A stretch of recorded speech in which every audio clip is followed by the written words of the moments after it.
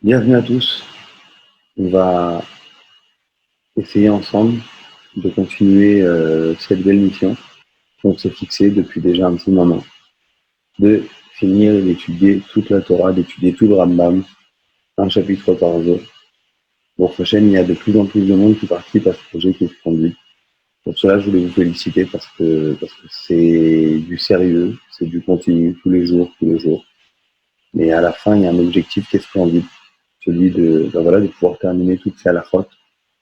C'est un cadeau exceptionnel qu'on se fait à nous-mêmes. C'est un cadeau exceptionnel qu'on fait au Rabbi, vraiment. C'est une chose qui est splendide. Donc, pour cela, bravo à tous et à toutes de continuer, de partager ce projet qui est une pure merveille, qui va permettre, on espère, à encore plus de monde, de pouvoir étudier toute la Torah. Aujourd'hui, on va étudier le 8e chapitre du Rambam, le 8e Pérec, et pour cela, dans les lois de Yesoda Torah, les lois des fondements de la Torah, pour cela, il y a un des fondements qu'on avait vu, qui est le fait de croire la Emouna dans les prophètes. On le sait, on le voit, le judaïsme, dans toutes ces époques, a eu des chefs de génération qui étaient là pour guider le peuple, pour passer le message divin au peuple. Et pour cela, on le sait, on doit avoir la foi. On doit croire en les prophètes. Et le Rambam va aujourd'hui, dans ce chapitre qu'on va étudier ensemble, réfléchir avec nous à une petite chose, de savoir qu'est-ce que la émouna dans le prophète. Est-ce que c'est une émouna qui est dépendante, une émouna qui n'est pas dépendante? On le sait dans beaucoup de cas, on l'avait vu dans les maximes des pères, à partir du moment où on sait que la dépendance est une chose, automatiquement invalide celle-ci. On l'avait vu dans le premier chapitre du Rambam, si l'existence, on est obligé de dire que l'existence de Dieu ne dépend de rien d'autre, parce que sinon on ne peut pas dire que c'est une vraie existence. On avait même dit par rapport à nous on pourrait se pencher sur cette réflexion que nous n'existons pas vraiment, puisque nous sommes dépendants. On est dépendant déjà tout simplement de vivre. Si on ne vit plus, alors on n'existe plus. Et Dieu, puisque Dieu n'est pas dépendant de rien du tout. Donc c'est la seule vraie existence, pour ceux qui se souviennent, dans le premier chapitre. Là, on va étudier le 8e chapitre, et on va voir aussi que dépendance de la croyance, d'où vient est-ce que notre croyance, le fait qu'on croit en Moshe, va dépendre ou non de quelque chose, notamment des signes qu'il a fait. Moshe Rabbeinu, לא האמין בו ישראל מפני האותות שעשה, שהמאמין על פי האותות יש בליבו דופי. Moshe Rabbeinu, les Juifs n'ont pas cru en lui par rapport aux autot, par rapport aux miracles, aux signes qu'il a fait. שהמאמין על פי האותות, que celui qui croit, si on aurait cru en lui, et que notre croyance aurait été basée sur les miracles qu'il avait faits, Yesh Belibo Dofi, notre croyance, la foi aurait été défaillante.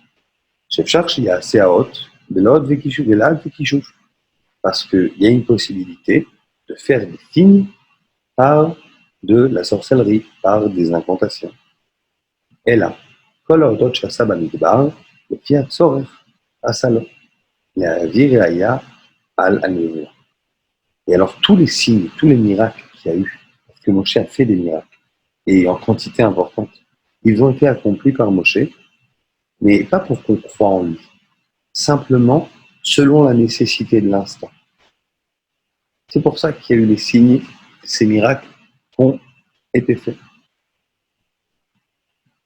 Et Tsarich, la Shkia et Amitzrim, Kara et Ayam, des Itzlilan de Tofo.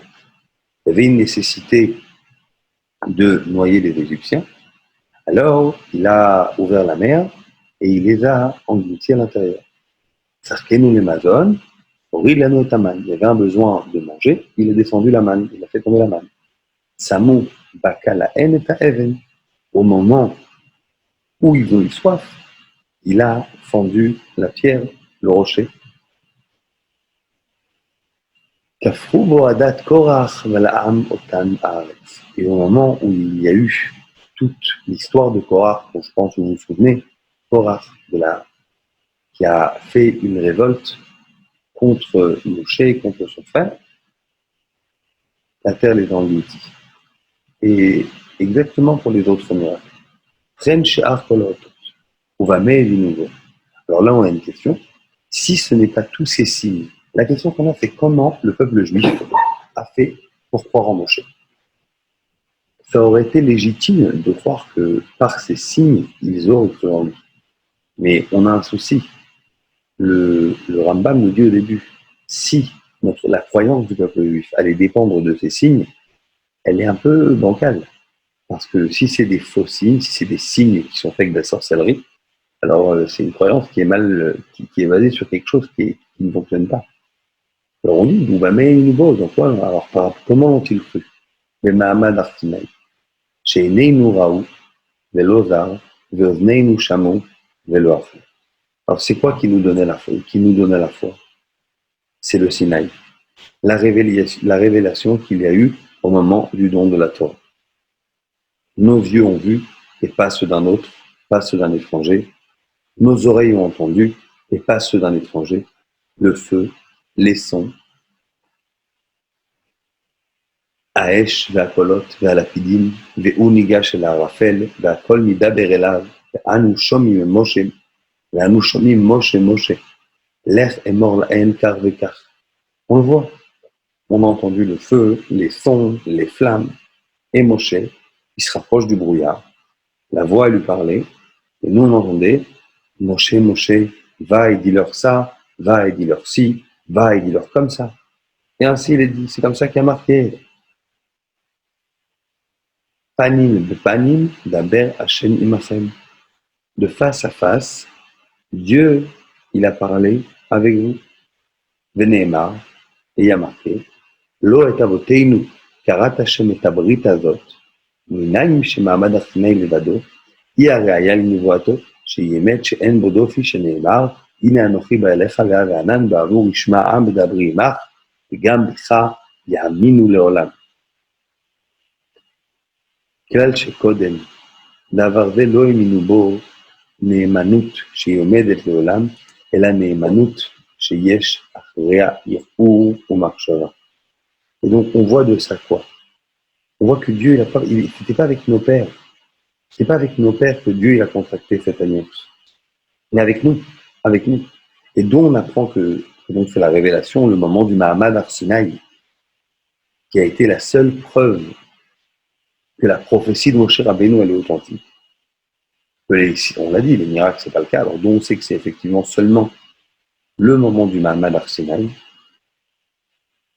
Alors il y a marqué, voici, moi-même je t'apparais au plus épais du nuage, afin que le peuple entende que c'est moi qui te parle, et qu'en toi aussi ils aient foi constamment. C'est pas ce qu'on vient de dire. Ina anochi ba'elecha be'av anan ba'avur ishma'am bedabri imar v'gam becham yaminu le'olam. Et même en toi ils aient foi pour l'éternité. Ça implique qu'avant cette révélation, leur foi n'était pas parfaite. On est compte qu'on est en train de dire. Avant cette révélation, avant le Mahamad Arsinaï, la foi du peuple juif, elle n'était pas vraiment fixe. Vous aurez la possibilité aussi, bien sûr, de voir la traduction. Pour ceux qui veulent réviser, vous avez aussi pas mal de sites sur Internet qui vous permettront de voir la traduction. Deuxième halakha. Nimtseu eilu sheshulach lahem hem haedim al nevuato. Ceux pour qui Moshe a été envoyé furent donc témoins de l'authenticité, de la véracité de sa névoie, de sa prophétie.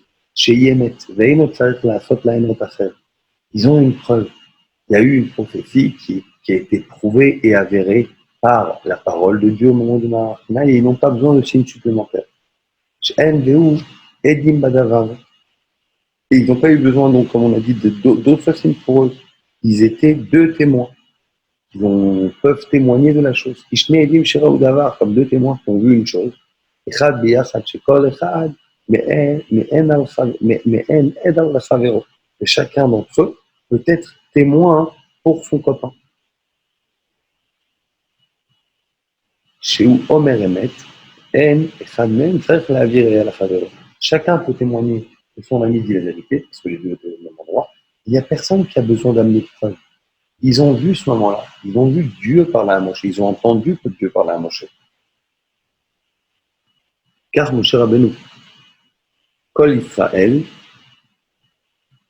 un instant, car Moshe Rabbeinu, excusez-moi, car Moshe Rabbeinu, Kol Israël, Edim lo achar mamad Sinai, ואינו צריך לעשות להם אות.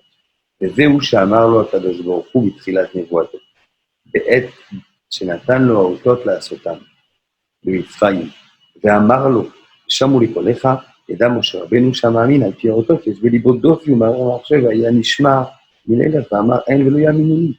Et donc on voit que quand on a dit, il n'avait pas besoin d'un signe supplémentaire.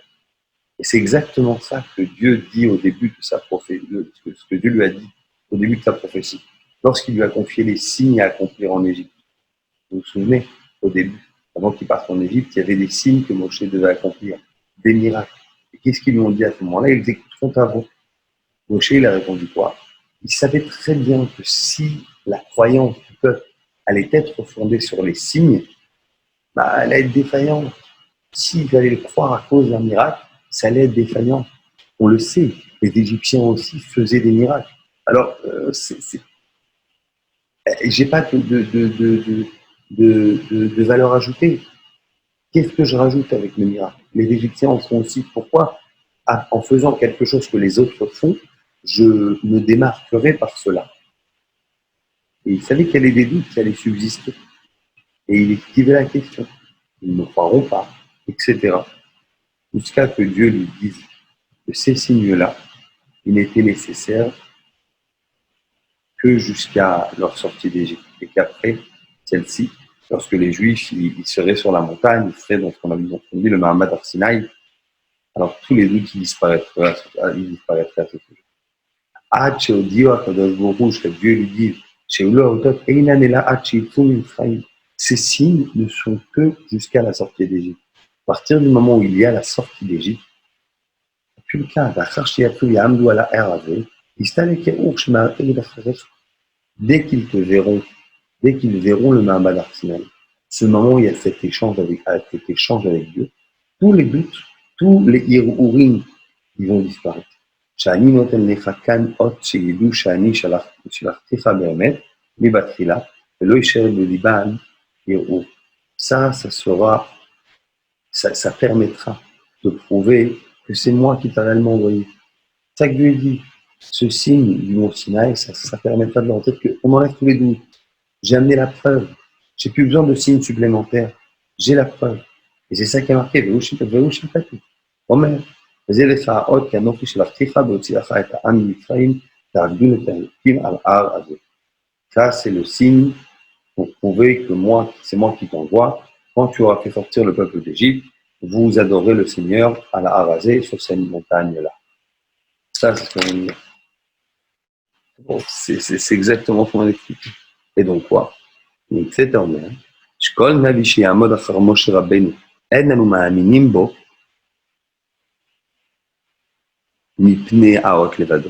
Et donc, après, dans chaque génération, parce qu'on le sait, il y a des prophètes qui sont venus dans chaque génération. Lorsqu'il y a des prophètes, on ne va pas les croire simplement en se basant sur ces signes. C'est ce que nous dit le Rambam. On ne se base pas sur les hauteurs. Parce que, pour qu'on dise quoi? Pour qu'on dise s'il accomplit un signe, alors on écoutera tout ce qu'il dira. Alors, pour qu'on le croit. On le croit. On ne va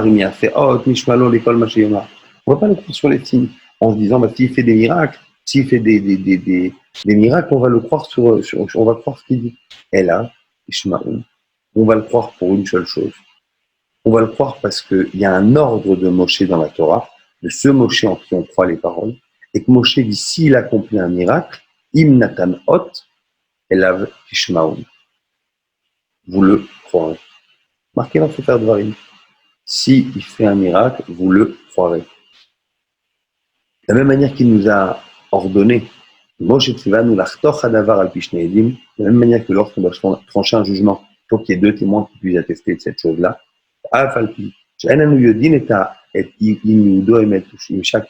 Même si on ne connaît pas, on ne peut pas, on ne sait pas si ce que disent ces témoins, c'est vrai ou c'est faux. On se base sur un témoignage. Un témoignage, ça se base, même si on va le vérifier, etc. Mais il y a toujours une possibilité que celui-ci soit faux de la part du témoin. Alors, de la même manière qu'on a, voilà les règles qui ont été données, il faut écouter un témoin dans ce cas-là, car midva lishma mida un avis alpi, al-afalpi, she'en anudine ima od emet, o bekishu vela.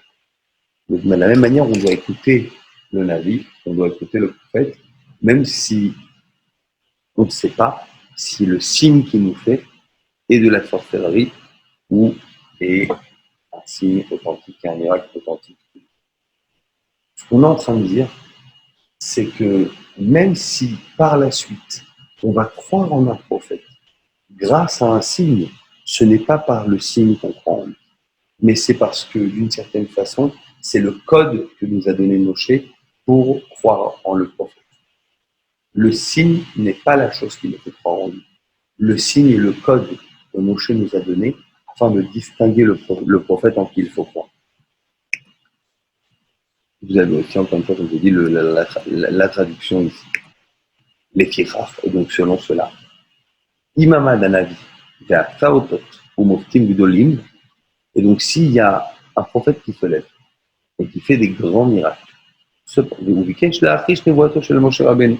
cependant, il conteste la parole de Moshe Rabbeinu. Alors là, on ne croit plus. Parce qu'encore une fois, ce n'est pas son signe qui nous fait croire en lui, mais c'est le fait d'accomplir quelque chose que Moshe lui a demandé de faire. Moshe, c'est le code qu'on a. Donc si il en vient à contredire Moshe Rabbeinu, et on sait très bien que tout ce signe-là qu'il est en train de faire à ce moment-là, bah, c'est un signe qui est fait par de la sorcellerie. Les fiches ne voient Moshe Rabbeinu, pourquoi? Parce que la prophétie, la foi en la prophétie de Moshe Rabbeinu, elle n'est pas basée sur des miracles. Pour qu'on dise, ouais, ce miracle que tu as fait, il est plus grand que ce miracle-là, etc. Au contraire, pas du tout. C'est pas ça du tout qu'on est en train de dire. Ce qu'on est en train de dire, c'est Elle avait une nous devenez nous shmanu que Moshe Shama ou. Ce qu'on est en train de dire, c'est pas du tout pour cette comparaison-là. C'est nos propres yeux qui ont vu et c'est nos oreilles qui ont entendu ce qu'ils ont entendu. C'est nos oreilles. Entre parenthèses, les signes, aussi impressionnants soient-ils, ils ne peuvent pas avoir de valeur par rapport à ça. J'ai vu que c'est lui. J'ai vu que Moshe lui a parlé à lui. Donc si tu te contredis, ça ne peut pas marcher. Ah, lama davar domé. Les edim sheyidu la adam al davar shera be'ina. She'eino k'mo shera, she'eino shomea lahem, ela yodea bevadai, she'en ed sheker. C'est des témoins qui, par rapport dans un cas, on va à titre de comparaison, on même dit, les mains d'avoir donné, à quoi la chose ressemble-t-elle? À des témoins concernant un fait qu'un homme a vu de ses propres yeux, atteste devant lui que ce fait n'est pas tel qu'il l'a vu. On a vu la situation, il y a quelqu'un qui vient derrière et dit non, mais c'est pas ça. Non, c'est pas ça. Mais si j'ai vu, il avait un manteau blanc et il a une moto rouge. Non, pas du tout. Il était en voiture et il n'avait pas de manteau. J'ai vu. Ses yeux, ils ont vu. Et on sait que le sens de la vision est un sens beaucoup plus poussé que le sens de l'ouïe. À partir du moment où on nous rapporte une bonne nouvelle, on nous raconte une super nouvelle, etc., alors on est très content. Et quand on la voit avec nos yeux, ça change totalement. Comme la phrase que le Rabbi a dit qui prend un sens énorme, surtout dans notre génération. Une image vaut plus de 1000 mots. Une image, ça change tout. À partir du moment où on voit, ça change tout. Les firach amra Torah. Et donc, selon ça, la Torah nous a dit, Sheim ba'od va'amofet, que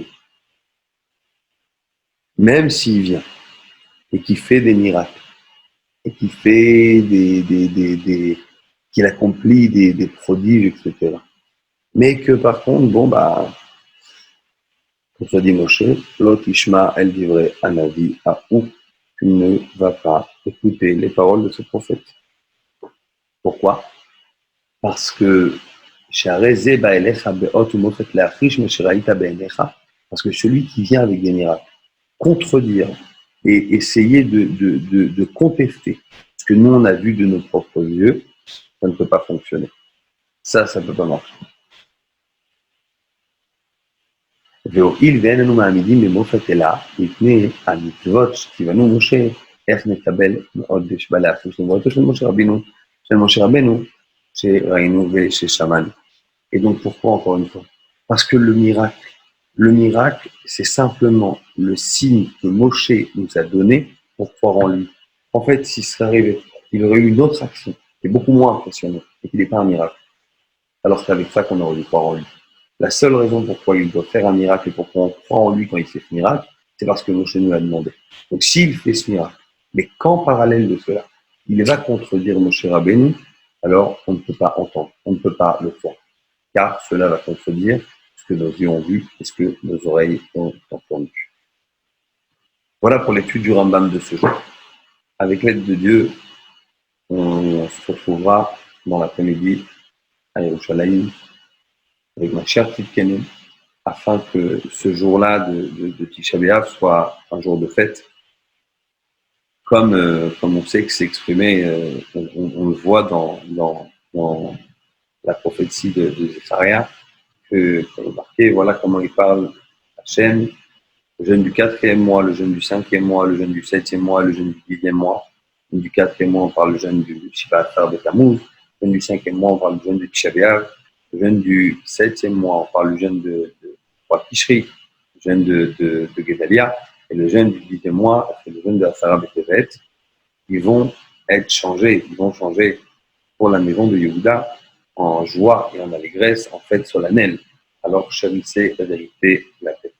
On sait que c'est des jours qui ont vite changé avec l'aide de Dieu.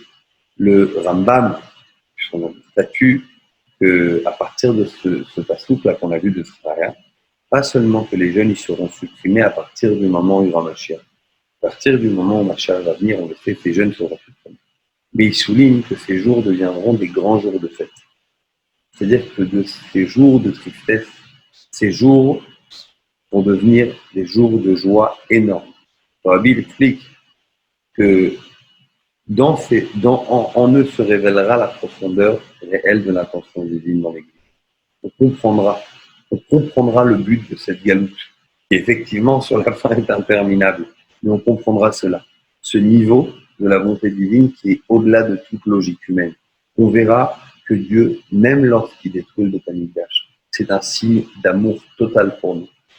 Vous savez, on l'a vu comme c'est marqué dans le Talmud, au moment où Nebuzaradan, le responsable des armées de Nebuchadnezzar, est rentré dans le Beth Amikdash, et tu l'as vu les Krouvim l'un en face de l'autre. Ils n'étaient pas dos à dos. Alors que dans ce moment-là, la destruction du temple aurait été tout à fait légitime. Probable que les Krouvim, que les chérubins, qui étaient là pour signifier la proximité entre Dieu et le peuple, soient dos à dos. C'est le moment où je vous détruis votre maison, ne vous attendez pas à ce qu'on soit proche. Bien au contraire, ils étaient face à face. Donc même dans ces moments-là, il est sûr que l'amour que Dieu a pour nous est énorme.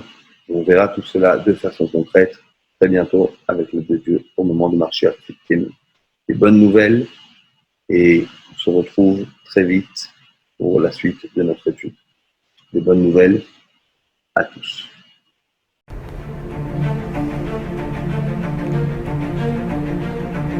Et si connaître toute la Torah était possible, plongez-vous dans les joyaux de la Torah.